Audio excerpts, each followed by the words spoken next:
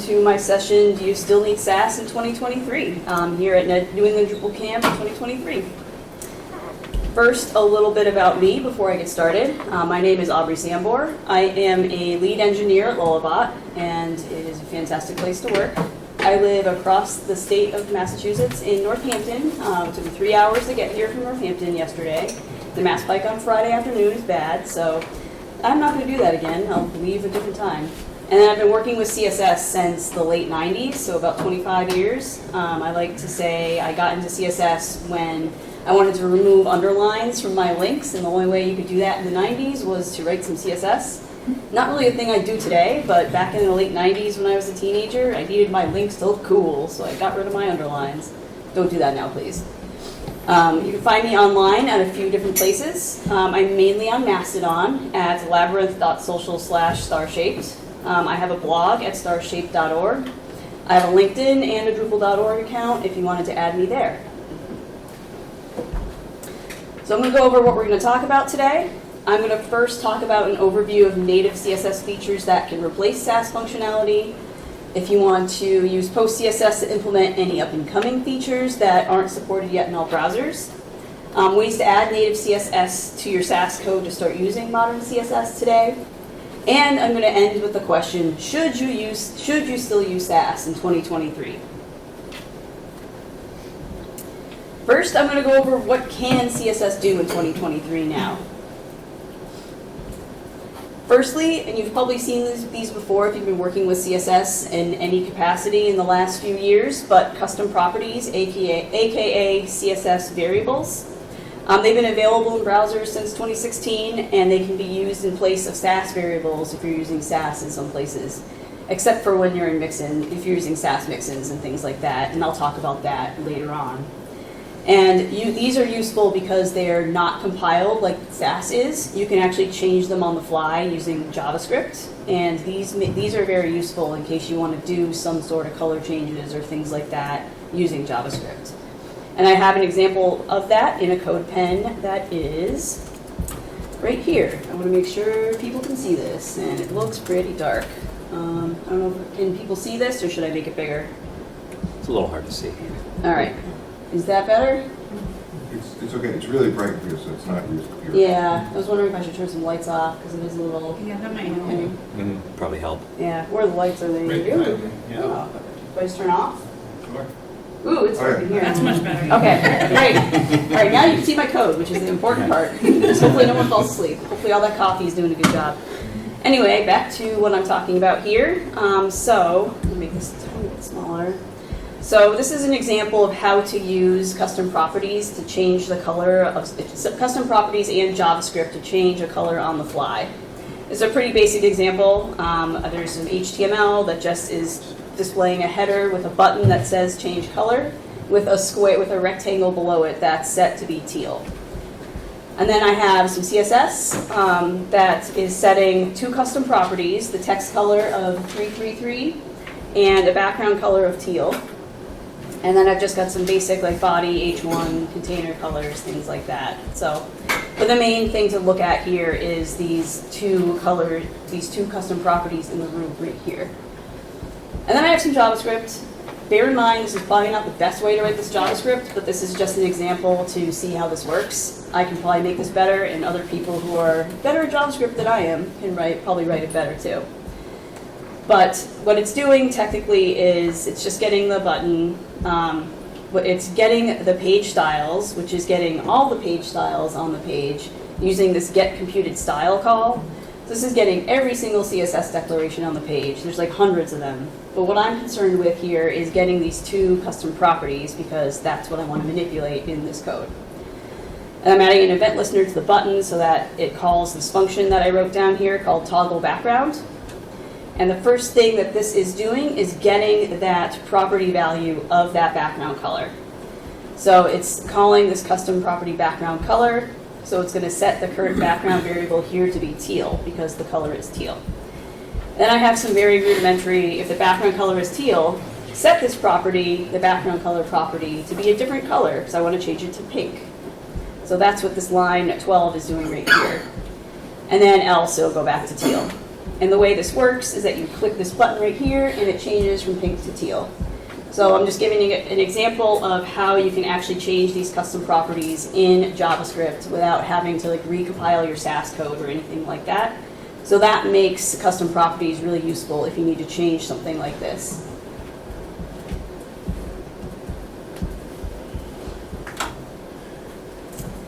Next, CSS has some math properties. One that you probably know about also if you've been working with CSS is calc. Calc has been around within CSS since about 2012 or so. And you can use it to do basic like math or things like add, subtract, divide, multiply, things like that. Sass also has a calc function too, and I'll talk a little bit more about that later. But a big thing that just came out, I think in 2023, is the trigonometric functions. I haven't done much with them myself, but now that CSS has them, if you had been using a Sass function to do all of that, you can do all of this now in native CSS. And I've linked an example to a clock face trigonometric function example. I did not write this because it's pretty complicated, but I can show the example of how this works. And let's see, if I make this a little bit bigger.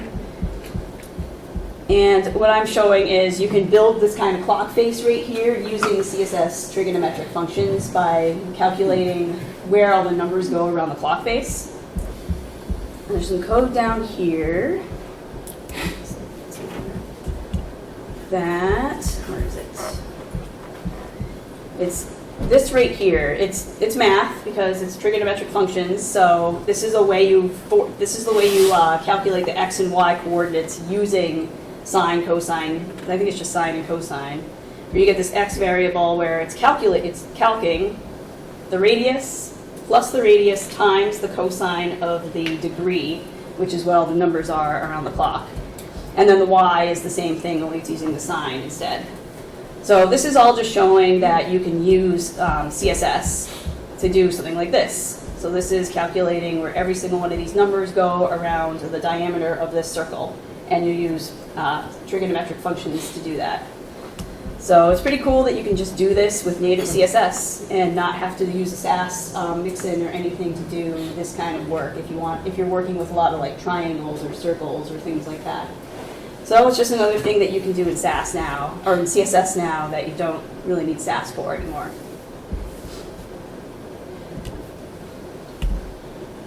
Speaking of more functions, there are color functions that are now in CSS that are really, really useful. And this one is, the one I'm going to be talking about in particular is color mix. And let me just do this. There we go. Color mix, it's supported in all major browsers now. I think this is just as of a few months ago that all major browsers are supporting color mix. So like all the most recent versions of Chrome, Safari, Firefox.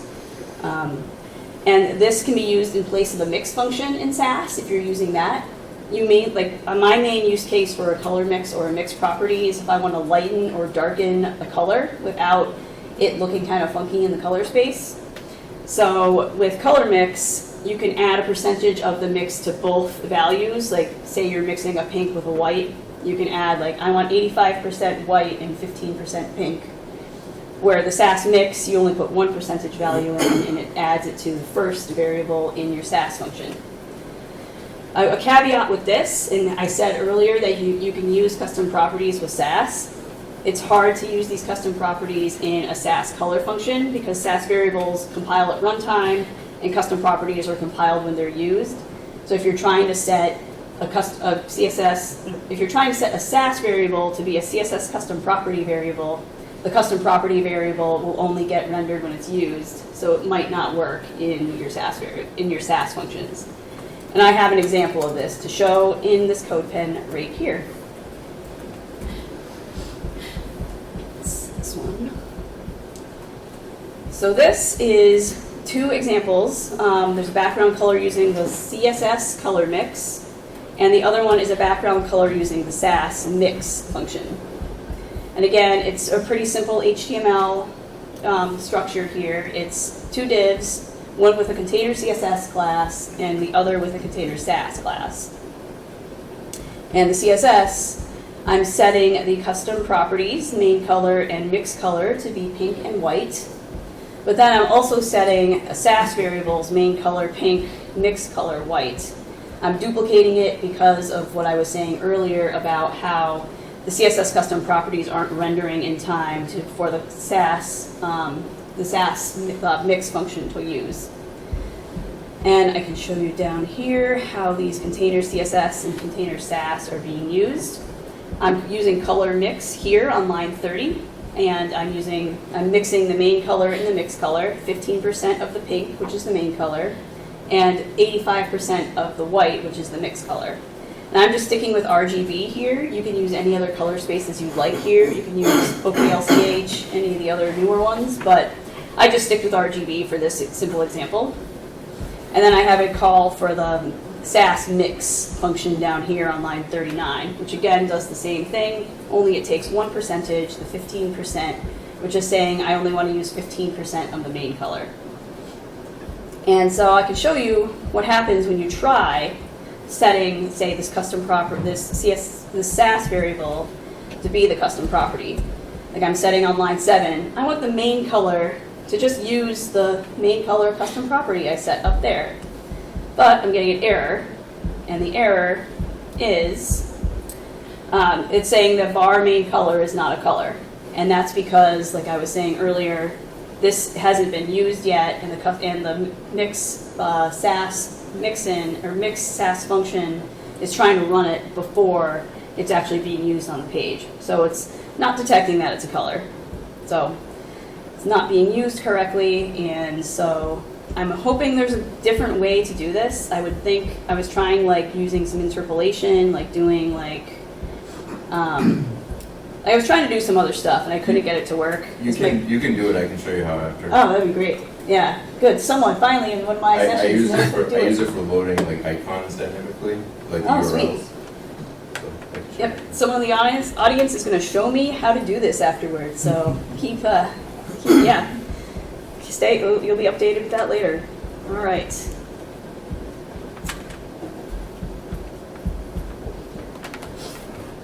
And another big one, and this one has had lots and lots of changes all year long, is nesting. You can see that when I first wrote this talk back, and I gave it in, I think, when was the first time I gave this? June or July? Nesting was not yet supported in Firefox, but now nesting, CSS native nesting is supported in Chrome, Safari, and Firefox version 117 and later. So now you can use nesting in all major browsers. But there's a difference with the syntax in how you actually do some of the nesting within Chrome still. As of Chrome 119 and earlier, you still have to do this. When you are actually nesting your CSS, if you're using an element selector, say you're nesting a span within like an A tag or something like that, that span you'll need to put an ampersand before the span due to limitations in Chrome still. Once Chrome 120 is released though, which is literally any day now, like it's up to 119, I've been keeping up on this every day to see when Chrome 120 was going to get updated, like if it was going to be today or like tomorrow or yesterday. But I'm still on 119 on my computer, so ampersand is still needed on my computer, but once 120 is released, which might be next week, all major browsers will support the same nesting syntax, so you don't have to put the ampersand before your element selectors after Chrome 120 is released. And again, if I didn't explain what the ampersand means, you can see these two examples here, where this first one is a p tag nested within an article. That's invalid in Chrome right now as of 119 and earlier. So the second one down here, you can see I had to put an ampersand before the p to get it to actually work, because again, Chrome is not supporting that yet until like tomorrow or whenever 120 comes out. And I have a couple examples of this in a couple different browsers in this code pen, so you can see what this actually looks like. So here's what it looks like this is the Firefox Developer Edition. This is using Firefox greater than 117, and it's a list. So it's there's a box on the top that uses supports to tell the person whether or not your browser supports nesting. And since Firefox supports nesting, it's green, it says, yay, your browser supports nesting. And then I have a list of 5 items that are all teal. And then the last item in the list has a span with list item 5 in it, and that one is set to a fuchsia. And I do all that down here in this bit of code right here. So it's a list with list items inside, and then there's a span nested within the list item to change that last one to be fuchsia. And since Firefox you don't need the ampersand before the span, it works natively without using that. But if you look at Chrome, you can see that it does support nesting, but you can see that this last list item is not fuchsia like it should be. And it's because I'm using a version of Chrome where you have to put that ampersand in. So it will work if I put the ampersand in here, and I give it a minute, it should update. And now it's fuchsia, because again, Chrome still needs this. And then if you want to see what a browser looks like, and it doesn't support nesting at all, here is a version of Firefox. It's the long-term support version of Firefox, and this one's using like Firefox, I think 1.15.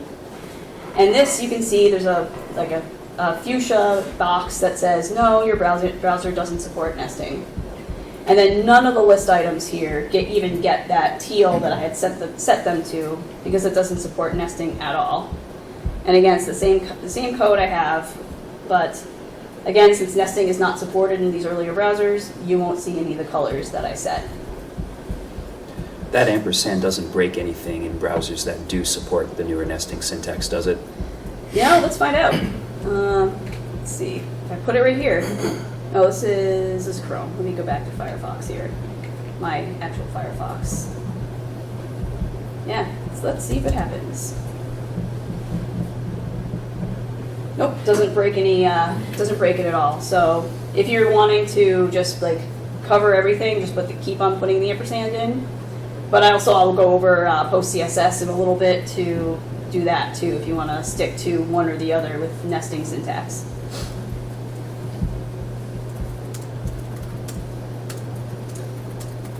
All right, let's check the time.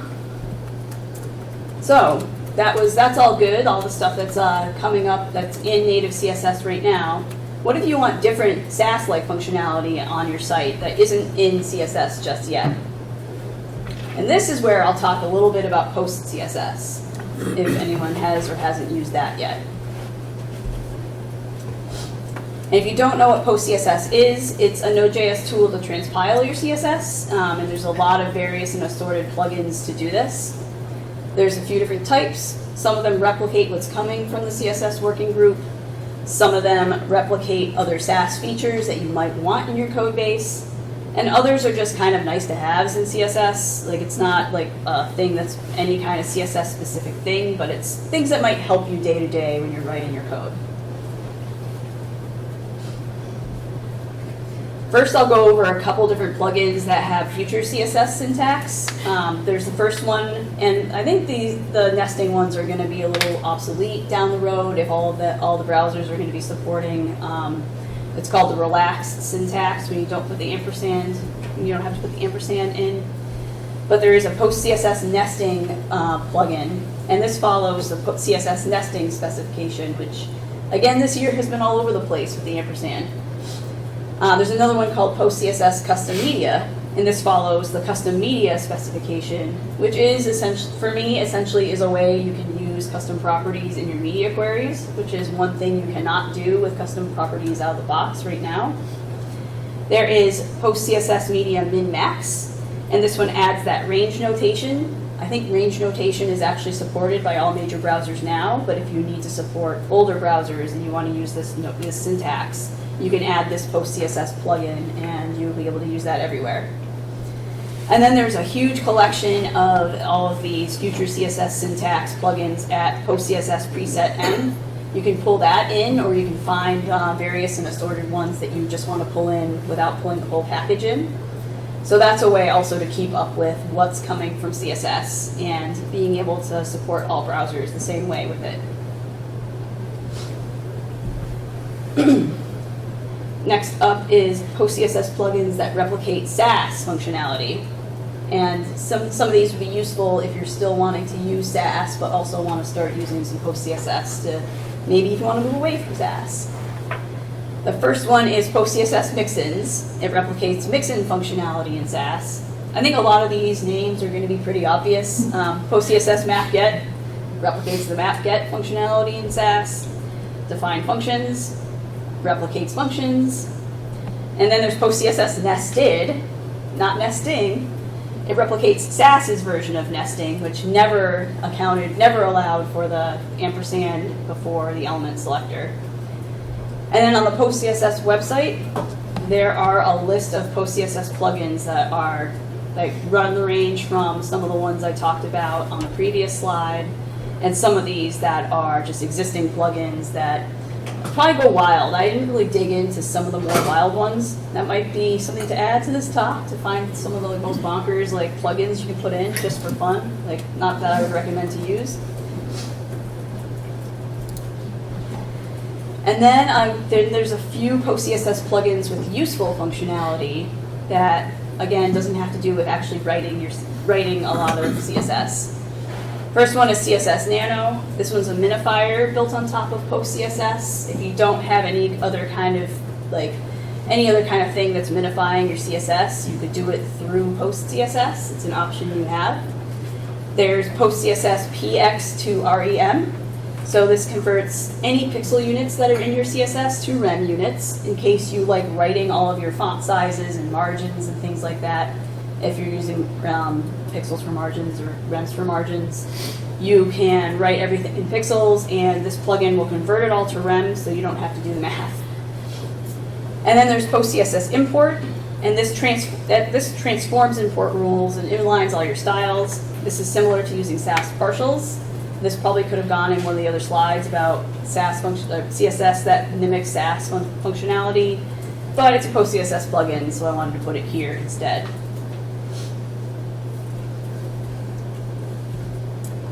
I'm going to go over a little bit the difference between PostCSS nesting versus PostCSS nested. Again, this was a bigger deal a few months ago when the nesting syntax was more all over the place from the CSS working group. But now they're essentially the same, these two PostCSS plugins. Nested follows the Sass specification. You don't need to add the ampersand before an element selector ever, just like in Sass. But the other thing that this plugin does, and this is something that you may or may not be doing right now in your Sass code, if you're using BEM, you might be writing some of your BEM styles, your BEM selectors to, say you have a card, you have card as your top CSS class, then you want to do card __ my _ element like you would in BEM. Sometimes you would write your syntax to just nest an ampersand __ my _ element. You can do that using this PostCSS nested plugin, but this is actually one thing you cannot do with the CSS nesting specification. You can't nest your elements starting with the ampersand like this in the nesting specification, which honestly is probably a good idea because it is really hard to find some of your elements. If you're trying to search for the whole class name and you have it written this way, it's hard to find it. So it's, but if you're used to it and you want to still follow it and you want to use PostCSS, you can use this PostCSS nested plugin. And then nesting just follows the CSS working group specification, which again now is almost the same as nested because the specifications are pretty similar now. I still recommend PostCSS nesting because I like to stick with what the CSS working group recommends. So that's just my opinion about it, and other people have other opinions because if you're a developer, you have opinions on how to do things. All right, so I have a couple examples of sites that use PostCSS. I don't know if I'll run or compile any of them, but I can show you two examples of how PostCSS is used. One of them is going to be my website, which uses Alevity, and the other one is Drupal 10. So I'll go here and find my VS Code, wherever it is. I gotta make sure this looks good. Get rid of this. Get rid of this. All right, so this is my 11D site. Let's see, where was I going to go? This is my 11D site, and I'm going to show you how I have PostCSS set up on 11D. You don't need to have any knowledge of 11D to do it. This is just an example of how you can set PostCSS plugins up on an 11D site. This is, if you're familiar with 11D, it's all JavaScript, and so this is an 11d.js file that pretty much powers the site. It renders everything. There's a lot of transforms, and I have my PostCSS plugins all in here. And you can see what I'm using in here. I'm using CSS Nano. I'm using custom media. I'm using import, nesting, and pixels to rems. These are the plugins I'm using. I might change this up a little bit, but for this example, I just wanted to give a bunch of examples of how to use some of these plugins. And then down here, in this, this is where I'm putting together my CSS here. So I'm going to be putting all of my imports in my styles.css file. So this is just saying, if you find the styles.css, you don't need to run anything on it, because you don't need to run most of these rules on it, because I'm going to be doing everything first and putting everything in this file. And then down here, I am running all of my PostCSS rules here. First thing I'm going to do is run the pixels to rems, and I'm passing it an option of star, which means I want every single instance of things that are defined in pixels to be rem units. You can go in here, and I'll show this in the Drupal 10 example, you can go in here and leave exceptions, like say you don't want to transform your margins, or your, like a big one is your border sizes. You might want to keep those in pixels, so you would put that in here, like change everything but my border sizes to rems. And then I'm running my PostCSS import, which is going through, I'll show you my import, my styles.css import file. It'll go and minify, it'll go and inline all of those CSS files into one file. And then I run nesting to make sure everything is nested correctly. And then I minify everything. So this is just an order of operations for how I compile my CSS. And yeah, I include the same CSS file on every single one of my pages, because on my blog, this is like my small blog, I don't have a lot of styles. It's okay for me to just do this and keep them all in the same file. So, but if you have a bigger project, or if you're using like single directory components or anything like that in your Drupal site, you may or may not want to use import, but again, this is just my example of how I do it on my blog. And this one here is what my styles.css looks like. So I'm just defining all of my quote-unquote partials, mimicking how Sass partials work, and just including all of those in here. And after I run my PostCSS, after I run my 11D build, it turns into this, which is, yeah, everything's minified. You can see some rems in here. It's just a lot. It's a lot of it's minified code, so it's hard to read. But other examples of things are the custom property, or the custom media that I was talking about earlier, where I'm defining all of my custom media up here in the variables.css. And this is possible with that PostCSS plugin that I have. So I'm setting 3 custom media, custom properties of small, medium, and large. And I am using that range notation, that min-max that I was talking about earlier too, where if you're like the small viewport is width that is less than or equal to, or greater than or equal to 30 ems, and so on. And this is being used right here on row 5, where I'm saying if the media is small, add these styles to it. So again, this is all possible with some of these CSS or PostCSS plugins I'm using on my current site. The other example I have is Drupal 10. Drupal 10 is also using PostCSS as part of the CSS modernization initiative. I want to get rid of this sidebar, and I don't remember how to do it in VS Code with a keyboard command. Anyone else knows how to do that? That would be fantastic. Oh, I think Control B. Thanks. Or Command B. Yep, that's right. Thank you. It's Command B if anyone's curious. So this is Drupal 10, and Drupal 10 is using npm script or yarn scripts to run their PostCSS plugins. So you have to run it manually whenever you want to compile your Drupal 10 CSS. And inside of this Drupal 10 package.json, I'll go find the PostCSS definitions down here. And you can see they're using some of the same ones that I'm using. They're using one called PostCSS header. They're also using PostCSS import. They're using PostCSS preset M to pull in other PostCSS plugins. They're also using PostCSS pixels to rems. And they're using one called PostCSS URL as well. So they're using a bunch of different kinds. And I think they're also using Prettier to lint your code, which is another example that I'm not using on my site, but I think Drupal 10 is using it to lint the code to make sure things look good when you're building and compiling the code.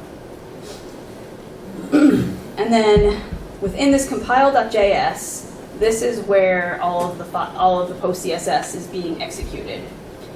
And you can see right here on line 16, they're doing a bunch of the PostCSS transforms like I was doing on my site. They're doing an import, and they have a plugin that's removing any unwanted comments. They're going through the PostCSS preset M and using some of the various and assorted plugins that are in there. They're using pixel to rem, like I am here, but they have a lot of Drupal has a lot of exceptions. They have a lot of things that they don't want to be converted to rems. Like I said, borders, box shadows, outlines, all of those are going to stay pixels because of this definition inside their file. And an example of this in Drupal 10, when you're writing any kind of new CSS with the modernization initiative, you'll create a .pcss.css file.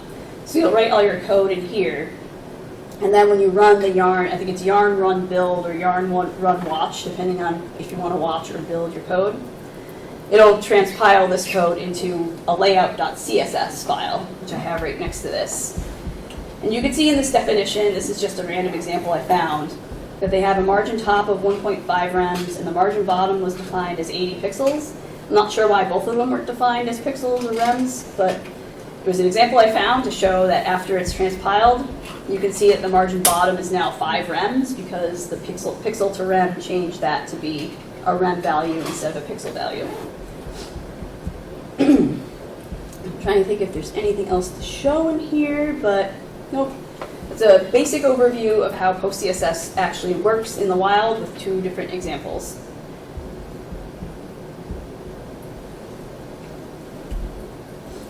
And of course, as always, there are some downsides to using PostCSS. You might get used to some of the plugins that don't follow CSS specifications. And once those specs get added to CSS, you might have to update your code if you want to follow the quote-unquote real specification. If you have too many plugins, they might affect performance. Setup can be confusing depending on the technology you use. Again, I just showed 2 different examples of how to set it up in 11D and how it's set up in Drupal. And there were some similarities, but there also are some differences. So depending on what you have for build processes on your site, this might take a long time. It might be time consuming. So it might not be worth it for you to actually set all this up. So that's another thing to keep in mind if you want to start using PostCSS. Well, all this is great, but what if I still want to use Sass? Well, you can use Sass and native CSS together in some ways. And again, you can use custom properties with Sass variables, except for that one example I gave that hopefully Nick has an answer for after this. You might want to use CSS custom properties for most of your code, but you'll need to switch to Sass to use mixins and maps, obviously, because that needs Sass variables when you're compiling your Sass. Like I said earlier, Sass has its own version of calc, which works with Sass variables. And this is where I get kind of in the weeds with CodePen and what they support with Dart Sass. So I'm sorry if this gets too complicated, let me know. But as of Dart Sass 1.40.0, you don't need to interpolate your Sass variables to use within calc. And again, I'm going to be giving an example of this if you don't know what interpolation means or how it looks. But CodePen uses an older version, so my examples will still use interpolation. And also you can use calc and Sass to get around having to use math.div for the division operator in newer versions of Dart Sass, which has been pretty annoying too. But yeah, so I'll show you a little bit of this. So this is another basic example. It's just a gray box. It just says using Sass with custom properties in calc. And inside my CSS file, I have two custom properties defined in my root. One is the background color of this gray, and the other one is a container width of 2,000 pixels. And then this example on lines 6 and 7 is setting my Sass variables to be these CSS custom property values. This works because I'm not doing any kind of like color mix calculations. So within my Sass with custom properties in calc class, I'm setting the background color to be the Sass variable background color. And then this line 11 width, I'm calculating, so I don't want it to be 2,000 pixels. Maybe I want to half it. So I'm calculating the container width divided by 2. And this right here, this pound sign with the curly braces, is the interpolation that I was talking about. That if you want to pass this within calc, you'll need to do this. Until Dart Sass 1.40.0 and above, if this was that, you would just be able to write it this way, without the curly braces and the pound sign. But I'm getting errors, and you can see that it's not working because now it's the full width.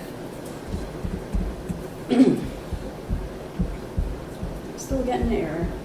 Oh. Curly brace. Curly brace, there we go.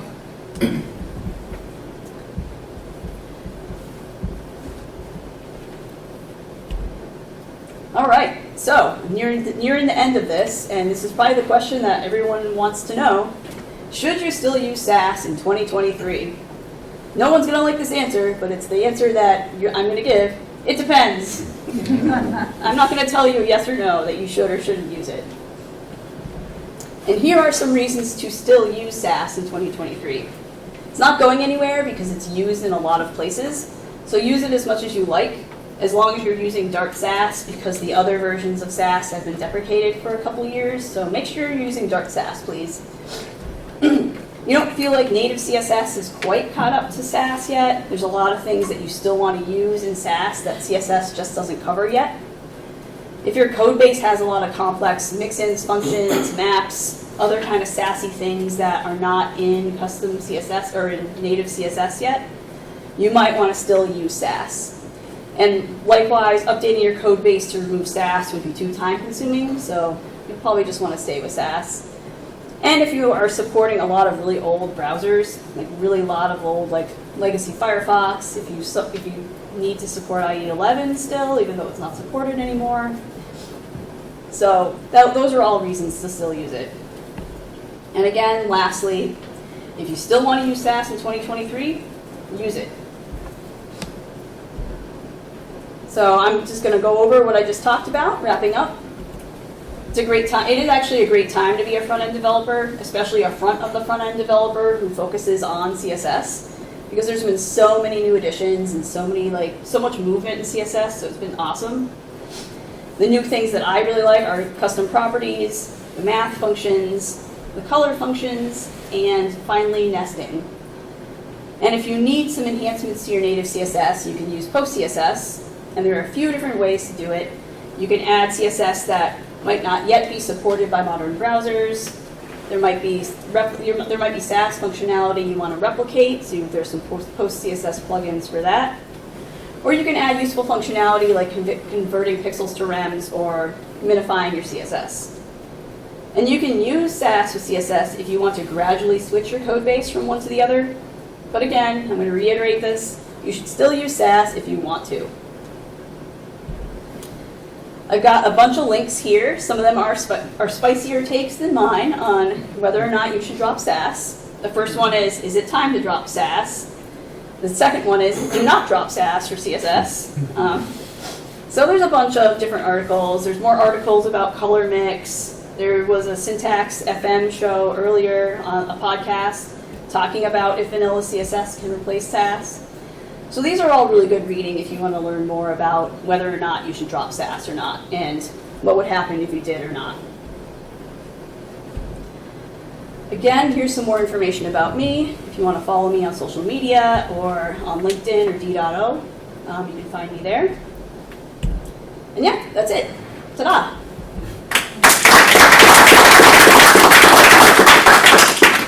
All right, looks like I have about 5 minutes for questions, so if anyone has any questions, let me know. Yeah, Nick. At this point, I think the biggest thing that kept me from switching is nesting. Everything else I feel that I use has been replaced. I guess my question is, why do you think they changed the syntax? So Nick asks, why do you think they changed the syntax? Do you mean like change like... Like needing the ampersand for elements, not being able to make compound elements with the ampersand. I think with the ampersand with the elements, I think it was something to do with like, I don't know if it's something to do with how Sass was doing it and the conflicts there, or if it was the browser not being able to do it really easily, so they had to find some trickery to actually be able to do it that way. I think it's stuff like that. As for the BEM one, where you can't start one with an ampersand with the underscores, I think they might just not even like, I don't think they liked that syntax, and I know a lot of people, I know that syntax is very divisive if you're using BEM, whether or not you should nest your styles that way or not. So maybe they just made a choice for like, we're going to draw the line in the stand and not just even bother putting this in. But I'm not really sure. Yep. When you said future CSS syntax, do you literally just mean terms that are slated to be included in future versions of CSS? Yep, the question was a clarification on what I meant about future CSS syntax. And yeah, it means things that are slated to be coming down the pipe from the CSS working group. Okay. Yep. All right. Ooh, a couple more. Chris. Yeah, just when we were looking at that Drupal file that excluded those properties from text to REM conversion, do you have an idea of why those specific properties were excluded?